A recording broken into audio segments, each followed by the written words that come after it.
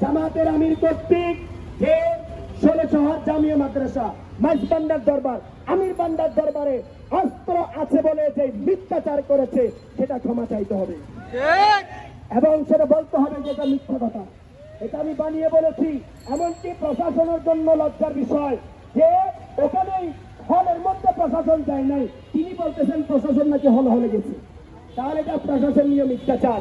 তাই আমরা বলবো এই ধরনের মিথ্যাচার করে মানুষের কণ্ঠরুদ্ধ করার কোন সুযোগ, জোর জুলুম করে কখনো ক্ষমতায় টিকে থাকা যায় না।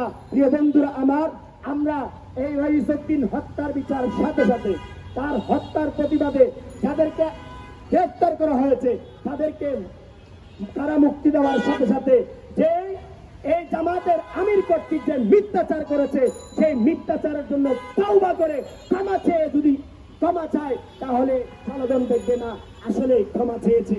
কিন্তু যদি চাওয়া না হয় এই মিথ্যাচারের প্রতিবাদ জনগণকে নিয়ে আমরা করব।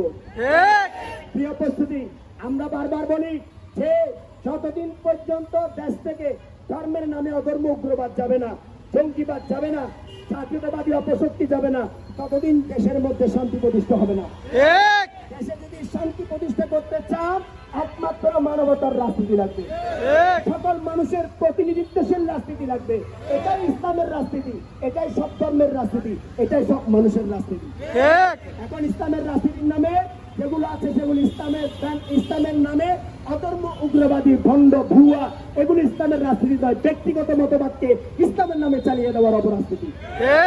আসুন আমরা ভাই বোন মানুষ হিসেবে সকলে ঐক্যবদ্ধ হয়ে মানবতার সমাজ রাষ্ট্র বিশ্ব প্রতিষ্ঠায় আল্লামা ইমাম হায়াতের নেতৃত্বে ইনসানিয়ত বিপ্লবে ঐক্যবদ্ধ হয়ে আগামী সংসদ নির্বাচনে ইনসানিয়ত বিপ্লবকে জয়যুক্ত করে সব মানুষের রাষ্ট্র গঠন করি, তবে সব মানুষের মুক্তি সম্ভব। ধন্যবাদ।